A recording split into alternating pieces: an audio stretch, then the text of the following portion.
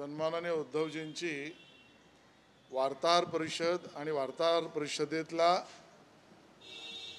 संवाद बघितल्यावर असं वाटतं की उद्धवजी तुमचे वागणं बरं नव्हे आणि तुमच्या सल्लागारांकडून तुम्हाला धोका आहे। सल्लागारांवर आंधळा विश्वास ठेवून तुम्ही कधी ना कधी अडचणीत याल ही भीती आम्हाला वाटायला लागली आहे आणि त्यामुळे राजकीय क्षेत्रात आता मुख्यमंत्री पदावर सुद्धा उद्धवजी तुम्ही काम केलंय। त्यानंतर अशी अपरिपक्वता आणि तशी विधानं ही आपल्याकडनं येणं अपेक्षित नाहीत। काय दावा करताय तुम्ही? 15 रुपयाने वाढ होणार, विपर्यास, असत्य आणि खोटं। कारखानदारांकडून नफ्यातील 5 रुपयाची वाढ, मुख्यमंत्री सहायता निधीला 5 रुपये कारखानदार, साखर कारखानदार हे नफ्यातून या अगोदरच देत होते। गेली कित्येक वर्ष त्यात वाढ झाली नाही, म्हणून अधिकची वाढ 5 रुपयाची ही वाढ केली आहे। ती केवळ मराठवाडा आणि अन्य भागातील आपला जो शेतकरी अडचणीत आलाय त्याला मदत मिळावी म्हणून केली आहे। ही 15 रुपयाची वाढ नव्हे। जो कारखानदार 5 रुपये मुख्यमंत्री सहायता निधीला अगोदरपासूनच देत होता त्यात 5 रुपयाची वाढ, आणि ती वाढ पण किती आहे? अहो सगळा व्यवहार 30,000 कोटीचा व्यवहार म्हणतोय मी, आणि या 5 रुपयांनी येणार 50 कोटी। ते 50 कोटी माझ्या शेतकऱ्याला मिळू नये ही तुमची उद्धवची भूमिका आहे का? इतकी शेतकरी विरोधी भूमिका तुमची कशी? आणि कारखानदार पूरक भूमिका का? बरं, आम्ही उद्धवजी सातत्याने बघतोय महापालिकेत तुम्ही कंत्राटदाराच्या हिताने बोलत राहिलात। कोरोनाच्या काळामध्ये 12,000 कोटीची खैरात प्रीमियम मध्ये सूट देऊन बिल्डरांच्या बाजूने उभे राहिलात। 800 कोटी रुपये जे कोरोनाच्या काळात जमा झाले ते कोरोनातल्या त्रस्त मुंबईकरांसाठी न वापरता पडून ठेवलेत। मग कधी कंत्राटदारासाठी, कधी ठेकेदारासाठी, कधी बिल्डरसाठी। आता उद्धवजी तुम्ही साखर कारखानदारांसाठी उभे राहिलात। अहो कधीतरी शेतकऱ्यांच्या बाजूने उभे राहा आणि विपर्यास आणि खोटं बोलणं करू नका। सल्लागार तुम्हाला अडचणीत आणतायत, आणि जर मागणीच उद्धवजी करायची असेल तर वसंतदादा शुगर इंडस्ट्रीज याच्यावर किंवा वसंतदादा शुगर इन्स्टिट्यूट यासाठी जे बंधनकारक साखर कारखानदारांकडून पैसा, निधी, राशी गोळा केली जाते ना, ती सांगा ना आपल्या मित्रपक्षाच्या मोठ्या नेत्याला सोडायला। ती मागणी करा ना की वसंतदादा शुगर इन्स्टिट्यूटला आता शेतकऱ्यांना मदत करायची म्हणून पैसे देण्याची गरज नाही, ती शेतकऱ्यांसाठी द्या। ही मागणी तुम्ही करत नाहीत। ती का करत नाहीत? तर तुमच्या मित्रपक्षांच्या मोठ्या नेत्यांच्या बाजूने उभं राहण्यासाठी। त्या एका बाजूला तुम्ही मित्रपक्षासाठी उभे राहतात, शेतकऱ्यांसाठी नाही। दुसऱ्या बाजूला कारखानदारांसाठी उभे राहतात, शेतकऱ्यांसाठी नाही। उद्धवजी तुमचं वागणं बरं नव्हे, एवढंच आम्हाला सांगायचं। त्यांनी असं म्हटलं की शेतकऱ्यांची कर्जमाफी काय भाजपमध्ये शेतकरी प्रवेश केल्यानंतर किंवा सामील झाल्यानंतर कराल का, असंही त्यांनी एक सवाल केला। बघा, बालिश विधान आहे। आता आमचा शेतकरी अडचणीत आलाय, त्याला कशी मदत मिळेल यासाठी सरकार, देवेंद्रजी, एकनाथजी, अजितदादा पवार, अख्खा मंत्रिमंडळ, स्वयंसेवी संस्था, नागरिक कामाला लागलेत।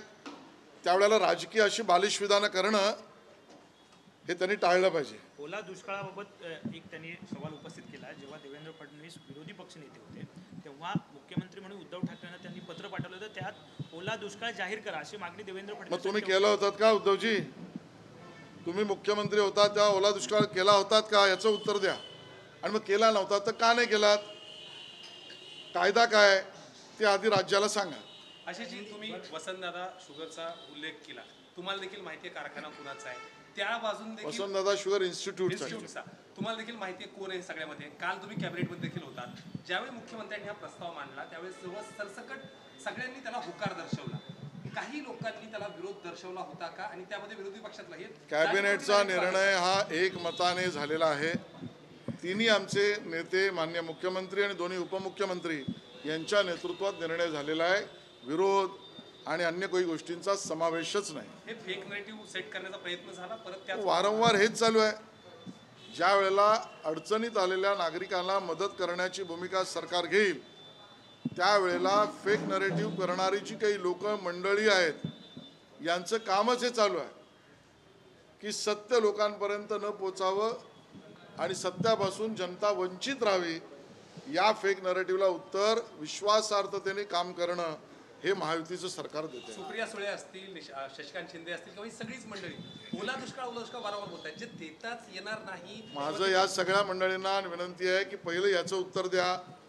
सुप्रियाताई असतील, शशिकांतजी असतील, उद्धवजी असतील, अहो तुम्ही मुख्यमंत्री असताना असा ओला दुष्काळ जाहीर केला होता का? त्या वेळेला परिस्थिती असेल तर, नसेल तर का नाही केला? दुष्काळ हा शब्द आपल्या नियमावलीमध्ये आहे का टंचाई आहे? पहिलं त्याचं उत्तर तुम्ही द्या आणि मग मागणी करा. सवंग लोकप्रियतेच्या आधारावर अडचणीत आलेल्या शेतकऱ्याच्या विरोधी भूमिका घेऊ नका. जी भूमिका सरकारने घेतली आहे ती नियमात आणि जर आवश्यक असेल तर नियम बदलून सुद्धा पण कायदेशीर प्रक्रियेने पूर्ण मदत ही या शेतकऱ्याला मिळाली पाहिजे. मिळेल, मिळवून देणारच, हीच महायुतीची भूमिका आहे. आशीष हिंदी में उद्धव ठाकरे आज आरोप लगा रहे मग टीजरवर तुम्ही खर्च करू नका. उद्धवजी ट्रेलर आणि टीजरपेक्षा ट्रेजरीमध्ये ते पैसे द्या. तुम्हाला जी ट्रेलर आणि टीजर याच्यावरच पैसे आणि तुमच्या भूमिका आहेत त्याऐवजी ट्रेजरीमध्ये सरकारच्या द्या, सरकारच्या किंवा शेतकऱ्याच्या द्या. आशीष जी हिंदी में जानना चाहेंगे, उद्धव ठाकरे आरोप लगा रहे हैं कि फैक्ट्रीज के मुद्दे पर आप किसानों से साथ नाइंसाफी कर रहे हैं और साथ ही में कह रहे हैं ओला दुष्काल कब तक आप लोग जाहिर करेंगे? उद्धव जी से हमारा इतना ही नम्रतापूर्वक कहना है, ये आपका रवैया और वक्तव्य ये ठीक नहीं है, ये विपर्यास है, ये झूठ है, ये सफ़ेद झूठ है. क्या कहना चाह रहे हैं आप? शुगर इंडस्ट्रीज के जो मालिक है उनकी तरफ से बात करना चाह रहे हैं आप? भाई सच बात तो ये है कि आज तक भी प्रति टन शुगर के 5 रुपये जो है वो मुख्यमंत्री सहायता निधि को पहले से आ रहा है. कई सालों से उसमें फेर विचार नहीं हुआ. इसके लिए उसके ऊपर 5 रुपये बढ़ाना, वो भी मराठवाड़ा के हमारे किसानों को राहत देने के लिए. आप उसका विरोध कर रहे हैं. क्यों झूठ बोल रहे हैं, क्यों विरोध कर रहे हैं? और इतना ही अगर आपका किसानों के लिए कहना है तो वसंत दादा शुगर इंस्टीट्यूट को जो कंपलसरी शुगर इंडस्ट्री का पैसा जा रहा है, निधि जा रहा है, वो माफ़ करे, ये मांग क्यों नहीं कर रहे हैं आप? कौन से आपके मित्र पक्ष के महाराष्ट्र विकास आघाड़ी के नेता के मदद के लिए कर रहे हैं? इसका भी तो जवाब दीजिए. आपकी भूमिका है उद्धव जी बीएमसी में कॉन्ट्रैक्टर्स के लिए सत्ता में आने के बाद कोरोना के समय 12,000 करोड़ रुपए का रिलीफ प्रीमियम में देकर बिल्डरों के लिए, और अभी शुगर के कारखानदार यानी ओनर्स के लिए. आपकी भूमिका कभी भी किसानों के लिए नहीं है. और माननीय मुख्यमंत्री देवेंद्र जी, एकनाथ शिंदे जी, अजित दादा पवार ये कानून में बैठकर किसानों की मदद के लिए अगर कुछ कर रहे हैं तो उसका विरोध करना यानी किसान के विरोधी आपकी भूमिका है. जहाँ तक ओला दुष्काल की बात है, मैं उनसे पूछना चाहता हूँ उद्धव जी से, आप मुख्यमंत्री थे उस समय पर ऐसी परिस्थिति जब आई थी तो आपने क्यों नहीं घोषित किया? सुप्रियाताई, शशिकांत शिंदे जी आपके सर्वोच्च नेता आदरणीय जब मुख्यमंत्री थे तब वो परिस्थिति आई, तब उन्होंने ओला दुष्काल क्यों नहीं किया? कानून में क्या है वो सच बताइए. देवेंद्र जी और तीनों नेताओं ने भूमिका जो ली है वो कानून के अंदर भूमिका, और जरूरत पड़े तो नियम को बदल कर भी किसानों को राहत मिले, दिवाली के पहले मिले, उसके लिए लगे हुए. उसमें झूठ बोलने की जरूरत नहीं है. दशहरा रैली के खर्च को लेकर सवाल उठा रहे हैं, उनका कहना है कि मैं सरकार में थोड़ी ना हूँ. नहीं तो आप भी सेवाभावी संस्था इस नाते, एक पार्टी इस नाते किसानों के साथ खड़े रहिए. ट्रेलर और ट्रीजर में खर्चा करने के बजाय ट्रेजरी में दीजिए, ये हमको उनका कहना है.